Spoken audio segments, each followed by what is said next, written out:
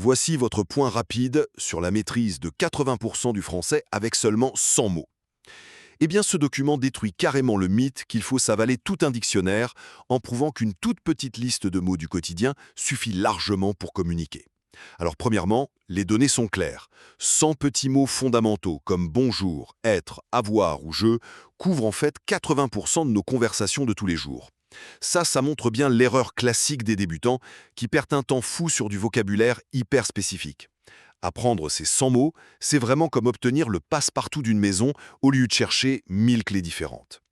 Deuxièmement, puisqu'on a cette fameuse liste magique, comment la retenir sans faire une surchauffe totale? La stratégie, c'est de viser 20 mots par jour sur 5 jours en insistant sur la création de vos propres phrases et l'utilisation de chaque mot dans les 24 heures. Je veux dire, pourquoi s'épuiser à tout retenir en une nuit alors qu'on peut pirater sa mémoire avec seulement 20 mots par jour? Finalement, vous avez les mots et le planning. Mais attention au piège qui fait échouer tout le monde, le silence. Il faut absolument réviser de manière espacée, donc à un jour, 3 jours, une semaine puis un mois, et surtout, parler à voix haute. Mémoriser un mot silencieusement, c'est exactement comme essayer d'apprendre à nager en lisant un manuel. Il faut se jeter à l'eau et prononcer. Un mot non prononcé est un mot oublié. En ciblant la fréquence plutôt que la quantité et en osant parler à voix haute, la fluidité en français n'est plus un marathon interminable, mais un simple sprint de 5 jours. Imaginons un instant qu'on ouvre un dictionnaire de français massif, Mhm. genre un de ces énormes pavés qui contiennent des dizaines de milliers de mots. Ouais, ceux qui pèsent bien lourd. C'est ça. Et là, on prend une paire de ciseaux, on découpe très exactement 100 mots de ce dictionnaire et on jette tout le reste à la poubelle. Ah ouais, carrément. Ça semble complètement absurde, non? Et pourtant, Selon les documents qu'on examine pour notre exploration d'aujourd'hui, eh bien ces 100 petits mots découpés suffiraient à comprendre 80% du français parlé au quotidien. c'est une promesse assez incroyable, c'est vrai. Totalement. En fait, le sujet de cette session, il s'adresse vraiment à tous ceux qui ont déjà ressenti cette envie brûlante d'apprendre la langue, mais qui se sont sentis écrasés par la montagne de vocabulaire à mémoriser. Oui, la fameuse montagne qui décourage tant de monde. Voilà. Donc, la mission de notre analyse aujourd'hui, c'est de décortiquer un document fascinant qui s'intitule, je cite, « Les 100 mots indispensables pour comprendre 80% du français ». Et c'est un texte qui remet pas mal de choses en question. Bah oui, parce qu'il nous dit d'oublier l'idée d'avaler un dictionnaire. Apprendre une langue, selon nos sources, c'est plutôt comme posséder un couteau suisse. J'aime beaucoup cette image du couteau suisse. N'est-ce pas? Pas besoin d'avoir 1000 outils ultra encombrants, il suffit d'avoir les bons et surtout de savoir comment les déplier. C'est exactement l'idée. Le contexte posé par ce document, en fait, il s'appuie sur une réalité linguistique qui est souvent ignorée dans les salles de classe classiques. C'est-à-dire, Eh bien, que la fréquence prime de très loin sur la quantité. La thèse principale s'articule vraiment autour d'un principe d'efficacité pure. d'accord, donc moins de mots, mais mieux choisis. Voilà.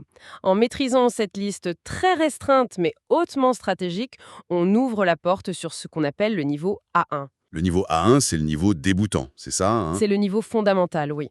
Ça correspond littéralement à la survie linguistique. C'est la capacité à naviguer dans la grande majorité des interactions de tous les jours. Ah ouais, juste pour commander un café ou trouver son chemin. Exactement. Et ce n'est pas juste une théorie en l'air, attention. C'est fondé sur l'analyse de conversations réelles. Donc des gens qui parlent dans la vraie vie. Tout à fait.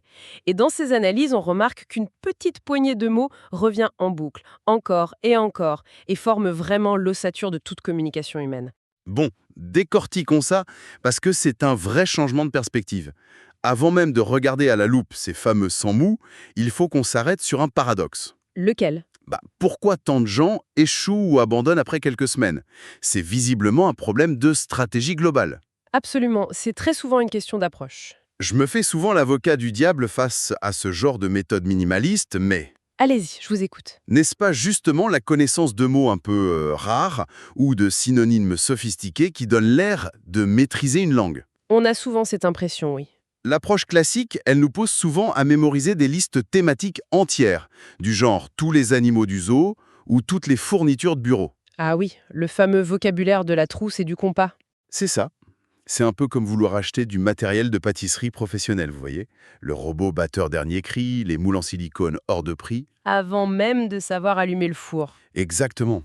Avant de savoir faire cuire un simple gâteau au yaourt. On veut tout de suite impressionner la galerie. Ce qui est fascinant ici, c'est que cette volonté d'impressionner, c'est très exactement ce qui sabote l'apprentissage. Ah bon? Ça nous dessert à ce point-là? Totalement.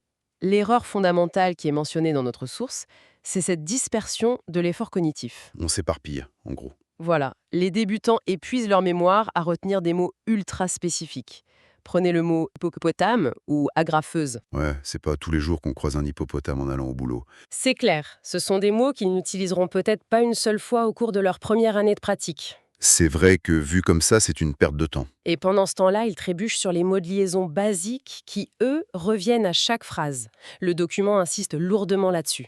Il faut se concentrer sur l'essentiel. Oui, sur les mots qui sont les plus fréquents et les plus puissants. L'objectif initial, ce n'est pas du tout l'élégance littéraire. C'est quoi alors? L'objectif, c'est la transmission d'une intention. Si on ne possède pas l'outil de base pour dire qu'on a faim ou qu'on est perdu, connaître le mot hippopotame, franchement, ça ne sera d'aucun secours. Ouais, c'est sûr. D'accord, je comprends très bien la logique de survie.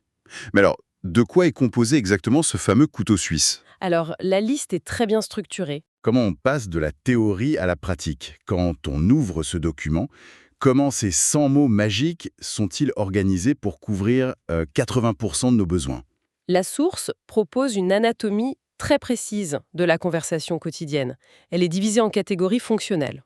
Ok, on commence par quoi? La première ligne de défense, on va dire le premier contact, est constituée de 15 mots déduits aux salutations et aux formules de base. Le fameux bonjour, au revoir. Voilà, c'est le lubrifiant social par excellence. On y trouve bonjour, merci, s'il vous plaît, ou encore des petites expressions comme ci, comme ça. Des mots pour briser la glace, quoi. C'est exactement ça. Ce sont des mots qui, indépendamment de toute règle de grammaire, signalent immédiatement une intention amicale. Ça ouvre le canal de communication. Le fameux lubrifiant social. Mais bon, une fois qu'on a dit bonjour et merci, il faut bien que la conversation décolle, non?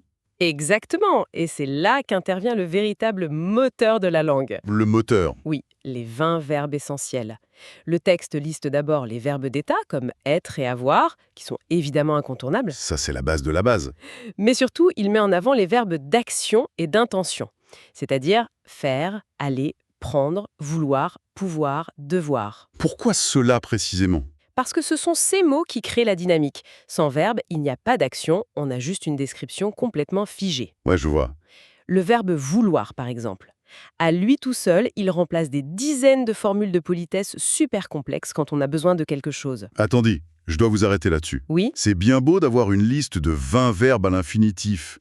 Mais en français, la conjugaison, c'est un cauchemar absolu. c'est vrai que ça fait peur à beaucoup de monde. Bah oui, si le verbe aller se transforme en je vais, nous irons ou qu'il aille, on triche un peu sur le compte des 100 mots, non? Ah, je vois où vous voulez en venir. Si je dis juste je allais, je vais avoir l'air d'un homme des cavernes.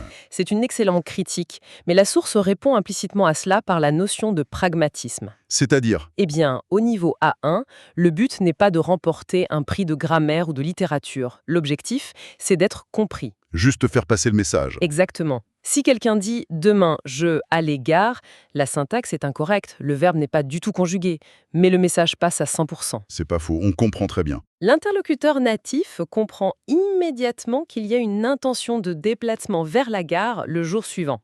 L'apprentissage des conjugaisons, ça vient dans un second temps. Donc on ne s'en soucie pas au début. L'urgence, c'est vraiment d'acquérir le sens profond du mot de base. La conjugaison, finalement, ce n'est que la décoration temporelle de ce mot. C'est là que ça devient vraiment intéressant. Cette acceptation de l'imperfection, en fait, pour privilégier l'efficacité pure. C'est très libérateur pour un apprenant. D'ailleurs, quand on regarde le reste de la liste, on est frappé par une simplicité presque radicale. Oui, on y trouve des mots très ancrés dans le réel. Il y a 14 noms du quotidien, des trucs comme la maison, l'eau, le pain, la ville, le temps, Que des choses qu'on manipule ou qu'on traverse tous les jours. et 12 adjectifs qui fonctionnent presque tous par paire d'opposés. Grand et petit, bon et mauvais, chaud et froid. Tout à fait. Je me pose une question. Est-ce que cette simplicité extrême n'est pas la preuve ultime que nos interactions quotidiennes sont au fond terriblement utilitaires? Comment ça? On passe notre temps à décrire des besoins primaires et des contrastes basiques, non? C'est tout à fait ça, hein. La nature de la communication de rue, au marché ou dans un café, elle est profondément binaire et orientée vers la résolution de problèmes immédiats. On va à l'essentiel. Oui, on a besoin de savoir si c'est ouvert ou fermé, si c'est bon ou mauvais, si c'est ici ou là-bas. Pas besoin de grandes envolées lyriques. Le document complète d'ailleurs cet arsenal avec des petits mots qui sont souvent ignorés, mais qui sont vitaux. Lesquels, par exemple? Les pronoms, pour identifier qui parle. Des mots interrogatifs, comme qui, quoi, où, quand, pour extraire de l'information. Très pratique pour poser des questions. Et des prépositions comme dans, sur, avec, sans, pour situer les choses dans l'espace. Donc si on mélange tout ça, Si on assemble un pronom de base, un verbe d'intention et un nom simple, prenons par exemple je plus vouloir plus au. je, vouloir, au. Voilà. On vient de résoudre un problème de déshydratation sans avoir besoin de connaître le terme s'hydrater ou la formulation complexe pourrais-je obtenir une boisson. C'est presque de l'ingénierie linguistique à ce niveau-là. C'est fascinant de voir la langue comme un simple jeu de blocs de construction. C'est très ludique, oui. Mais voilà le vrai problème. Avoir cette liste parfaite, l'imprimer, la mettre en fond d'écran sur son téléphone, ça sert absolument à rien si le cerveau refuse de coopérer. Ah, la mémoire, c'est un autre défi. Comment on passe d'une information passive sur un bout de papier à un vocabulaire actif qui sort naturellement de la bouche? Eh bien, le document ne s'arrête pas à la liste, heureusement. Il propose une mécanique de mémorisation en 5 étapes. D'accord, donc il y a un mode d'emploi. Tout à fait. Et c'est là qu'on glisse de la linguistique pure vers les sciences cognitives. La méthode décrite, elle vise vraiment à déjouer les mécanismes naturels d'effacement de notre propre cerveau. Regardons la première étape. 20 mots par jour pendant 5 jours. C'est un rythme assez précis. La consigne est stricte. Ne pas essayer d'apprendre les 100 mots d'un coup. Mais c'est surtout l'étape 2 qui retient mon attention. Créer des phrases personnelles, c'est ça? Oui, liées à sa propre vie. C'est marrant, ça me fait penser à une paire de chaussures neuves. Des chaussures, comment ça? Un nouveau mot, c'est exactement ça. On peut très bien laisser les chaussures dans leur boîte, admirer le cuir, se dire qu'elles sont magnifiques et qu'elles nous iront super bien. D'accord, je vois l'image. Mais si on ne les met pas à ses pieds, si on ne marche pas avec immédiatement pour les assouplir, on ne s'y habituera jamais. Elles vont juste rester dans le placard. Voilà, elles finiront par prendre la poussière. Le mot, il doit être porté pour prendre sa forme. C'est une super métaphore. L'appropriation immédiate, c'est en effet la clé absolue. Et cela nous mène directement à l'étape 3 du texte. Qui est? L'utilisation immédiate dans une situation réelle ou simulée. Idéalement dans les 24 heures. Faut pas traîner donc. Non, le but c'est de créer une connexion neuronale qui est liée à une émotion ou à un contexte physique et non plus seulement une traduction abstraite sur un écran. D'accord, l'ancrer dans le réel. Mais là où la méthode rejoint vraiment les découvertes les plus solides en psychologie de l'apprentissage, c'est à l'étape 4. La fameuse révision espacée. Exactement. Ah, la révision espacée. C'est un terme qu'on entend beaucoup un peu partout en ce moment. Oui, dans toutes les applications d'apprentissage. Mais comment ça fonctionne concrètement? Pourquoi le document insiste sur des intervalles très spécifiques? Genre, après un jour, puis 3 jours, puis une semaine, puis un mois. C'est pas choisi au hasard. Qu'est-ce qui se passe dans notre tête pendant ces intervalles? Pour comprendre cela, il faut comprendre que notre cerveau est avant tout une machine à oublier. Sympa pour lui. C'est une question de survie et d'économie d'énergie. Si une information n'est pas réutilisée, le cerveau considère simplement qu'elle est inutile. Et hop, à la poubelle. Voilà, il efface le chemin neuronal pour faire de la place pour autre chose. C'est ce qu'on appelle la courbe de l'oubli. Ok. Et la révision espacée, c'est une technique de piratage de ce système. On hack son propre cerveau. C'est ça. Quand on apprend un mot, le souvenir décline super rapidement. Si on le révise très exactement au moment où on est sur le point de l'oublier, Donc environ 24 heures plus tard. voilà, le cerveau se dit « Si, tiens, cette information revient, elle doit être importante en fait ». Le chemin neuronal se renforce. Ah, c'est malin. Ensuite, le souvenir tiendra plus longtemps, disons 3 jours. On le rappelle à ce moment-là précis. Puis, il tiendra une semaine. Ça s'allonge à chaque fois. À chaque rappel espacé, la consolidation devient de plus en plus permanente, jusqu'à ce que le mot glisse enfin de la mémoire à court terme vers la mémoire à long terme. C'est donc une sorte de musculation ciblée. On soulève le poids juste avant que le muscle ne se relâche complètement. C'est le principe exact, oui. Et si on relie ça à la vue d'ensemble, l'étape 5 vient donner du sens à toute cette mécanique. Laquelle? L'immersion contextuelle. Le texte conseille d'écouter du français, des chansons, de regarder des films. Se baigner dans la langue, quoi. Surtout, de célébrer chaque petite victoire quand un de ces mots est reconnu. Et cette célébration, attention, ce n'est pas juste un truc de développement personnel. C'est-à-dire? Il y a un effet physique. Complètement. Ça déclenche une micro-décharge de dopamine dans le cerveau. Et la dopamine, c'est le neurotransmetteur de la récompense. Ok, le truc qui nous fait nous sentir bien. Oui, et cette dopamine agit littéralement comme un fixateur chimique pour la mémoire. Incroyable. Reconnaître le mot « eau » dans un film et s'en réjouir, ça ancre ce mot bien plus profondément qu'une ligne qu'on aurait lue 100 fois dans un tableau Excel. Mais bon, l'humain reste l'humain. Même avec la meilleure liste du monde, même avec des alarmes programmées pour la révision espacée et des décharges de dopamine, Oui, ça peut coincer. le processus déraille souvent. La nature humaine sabote l'apprentissage. Quelles sont les erreurs fatales identifiées par notre source? Les pièges dans lesquels tout le monde tombe un jour ou l'autre? Le tout premier piège identifié, c'est l'impatience, la précipitation. Vouloir aller trop vite. Vouloir assimiler 50 mots par jour au lieu de 20. C'est vraiment l'équivalent cognitif de la boulimie. On se ginforfe de vocabulaire? L'information est avalée, mais elle n'est pas digérée et elle disparaît aussi vite qu'elle est arrivée. C'est logique. Et le deuxième piège? C'est évidemment l'abandon des révisions espacées dès que la motivation initiale, celle des premiers jours, retombe un peu.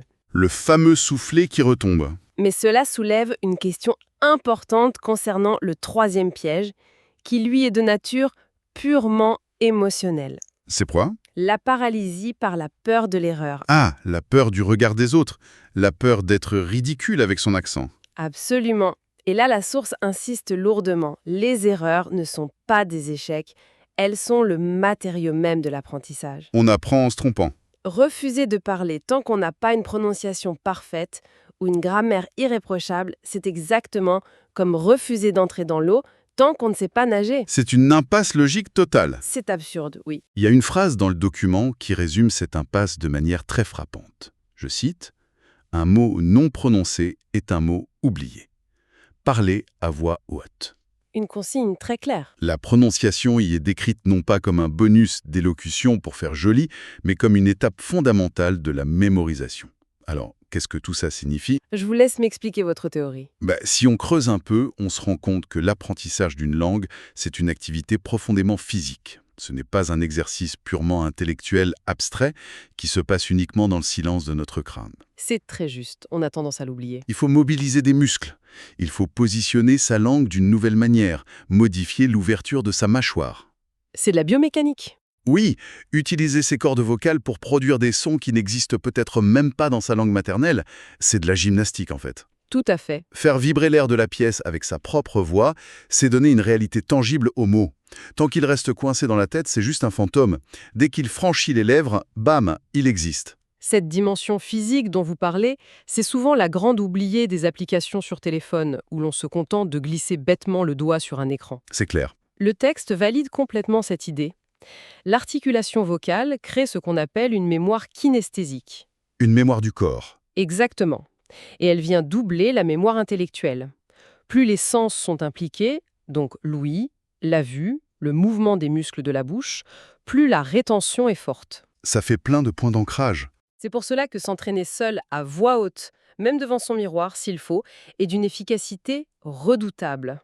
Eh bien, si on rassemble toutes les pièces du puzzle de notre exploration d'aujourd'hui, on se retrouve face à un mode d'emploi d'une clarté chirurgicale pour quiconque souhaite franchir le cap. Un vrai plan de bataille. 100 mots sélectionnés non pas pour leur beauté, mais pour leur fréquence statistique implacable. Une organisation tactique, avec des salutations pour le lien social, des verbes pour l'action, des adjectifs pour l'évaluation, La boîte à outils complète. un rythme d'apprentissage strict de 20 mots par jour, soutenu par la révision espacée, et surtout, le courage physique de transformer la pensée en son. Et pour couronner le tout, le document prend soin de replacer cet effort mécanique dans une perspective plus vaste. Et je dirais plus inspirante. Ah oui. Oui, le français n'est pas qu'un outil utilitaire, c'est une langue globale, partagée dans plus de 30 pays. Elle est reconnue comme un vecteur majeur de la culture, des arts, de la gastronomie. C'est une belle motivation. Ce rappel n'est pas anodin du tout. Il est là pour nourrir la motivation sur le très long terme.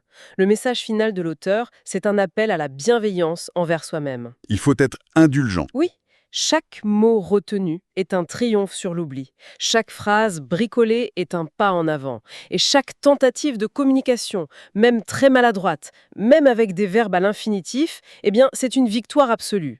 Une victoire absolue, l'audace de communiquer prime sur la perfection de la forme. C'est la plus belle conclusion. On a vu aujourd'hui qu'avec ce couteau suisse limité à 100 mots, il est tout à fait possible de couler les fondations solides d'une maison et de gérer la grande majorité des situations basiques de la vie courante. Oui, de s'en sortir dignement. Mais pour clore cette analyse, il y a une question fascinante qui émerge en filigrane de tout ça. Je vous écoute. Si une centaine de mots fondamentaux permettent d'assurer 80% de notre communication quotidienne, que se cache-t-il exactement dans le vaste océan des 20% restants? Ah, la partie émergée de l'iceberg. Est-ce que ce n'est pas précisément là, dans ce vocabulaire que l'on qualifiait de rare, de complexe ou de non essentiel, que réside la véritable âme d'une culture? C'est une excellente réflexion. Sa poésie, ses nuances psychologiques, son ironie, son humour complètement intraduisible, tout ça, ça se trouve dans les marges que l'on a choisi d'ignorer aujourd'hui pour survivre. Pour l'instant, du moins. Voilà, une fois que la structure de la maison est construite, qu'elle est solide et fonctionnelle, grâce à ces 100 petites briques, il faudra bien, un jour ou l'autre, choisir comment la décorer de l'intérieur. Et c'est là que le véritable voyage commence. Exactement, que cette réflexion accompagne tous les esprits curieux qui se lancent dans l'aventure linguistique. Ce fut un réel privilège d'analyser ces mécanismes d'apprentissage avec vous aujourd'hui. Que l'exploration continue pour tout le monde. À la prochaine pour une nouvelle analyse.